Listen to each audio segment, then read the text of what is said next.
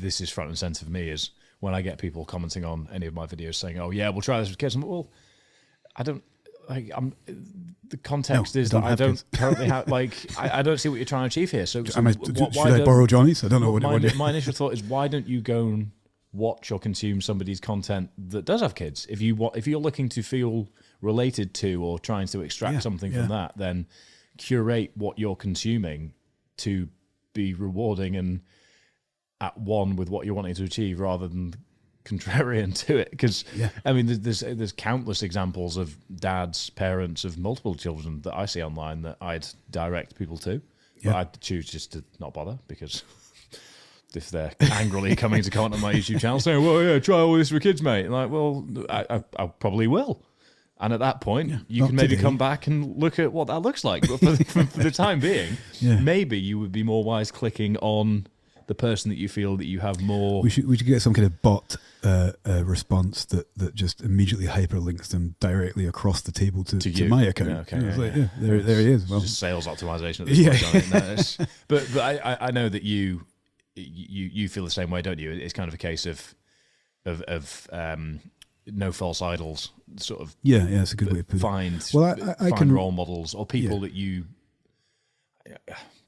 Role models are a funny one, because you and I both have a very similar opinion, where it's kind of be your own hero rather than try and look for sources of inspiration elsewhere. Look to a future ultimately version it comes of yourself, back to you, but you can still you want to surround yourself. And there's all kinds of things which I'm sure are proven wrong scientifically about you are the sum of the people you hang around with and all the rest of it. But there's a lot to be said for it. So if you surround yourself, even in a social media sense, with the people who inspire you to do the things that you want to do, and one of the things you want to do is to be able to train and be a good parent at the same time, then there are countless people that you can find online that are doing it. There are people doing it. You don't probably have to even go down online. You probably just have to go down to the gym and ask 5 or 6 people, "Have you got kids?" And they're like, "Yep." And key detail, they're also doing it whilst posting it all on the internet, which is another thing to consider. And there's often a sort of cynicism line that gets crossed, especially with middle-aged blokes I've seen. I'm going to go for you here, sorry.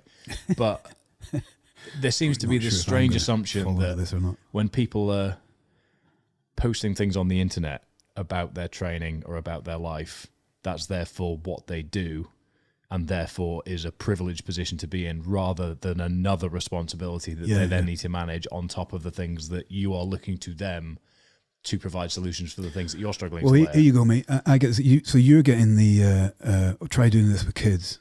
I still get, well, it's all right for you given the job that you've got. I was like, wait a minute. So no, you've missed the wood for the trees again, because the assumption is because I'm posting up being in the gym, I'm posting up being on the hills, I'm posting up things that relate to what it is that I am ultimately telling you is my job, and Omnia things and all the rest of it, that I am either out in the hills or I'm enjoying a pint or I'm whatever it is that you see me doing. But that's a very small portion of my life, and the rest of it we're describing just now, aren't we, or touching on.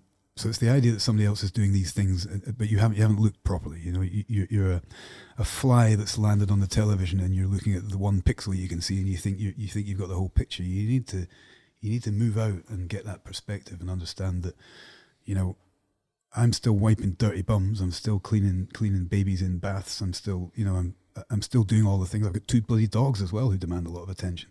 I do all those things, and through the mechanisms we've described today, find time to train. So, but I draw inspiration from others. There are people that we know in our network who are also dads, 3 children, 4 children. I have a neighbour who runs a really successful and great friend who runs a really successful business in the catering industry. 5 children, and his business is thriving.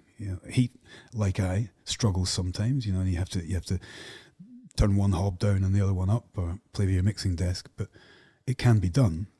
But I also know that particular chap has really hard days, and some days he can't play rugby. He's a rugby player, and he can't do it because X, Y, and Z come along. So you don't get the grit and the shit on Instagram.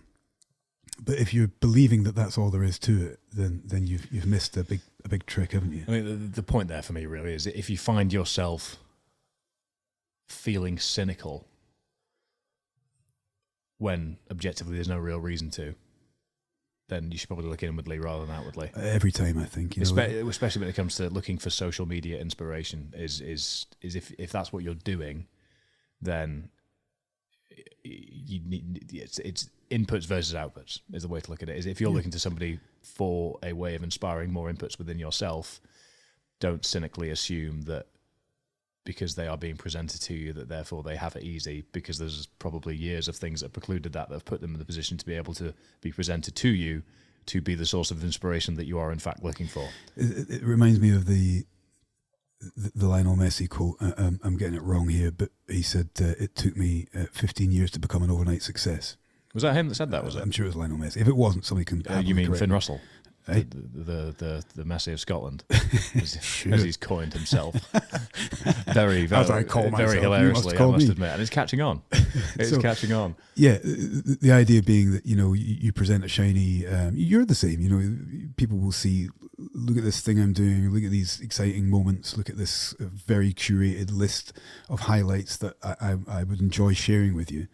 And they don't see all the work, all the hard work. It's no fun uploading reels about fucking processing VAT returns. Even exactly, you know, or even the process of making that reel happen. You know, it's all this kind of, this is work. You know, you're running two, but all this kind of stuff. But they think, it's all right for you. You know, that's not particularly an attack at those people. But you said it yourself. These externally projected complaints should probably lead back internally, and you say, well, why am I complaining about that? Why is that something that I see as a barrier? That's not about this guy, that's about me, and how do I change it? And hopefully we've at least given you a kind of a couple of steps up the ladder to find ways to change it. But I would say that, to circle back to that very last point, is finding your tribe is a good way to put it. Find people who inspire you to be a better you, within a realistic framework of what it is that you think you want to achieve. They're out there. You know, I can't train because I'm a father. Well, have a look on the internet, spend 10 minutes searching, and I can find you 100 people who train excellently, high-level athletes who are providing, you know, while being a father.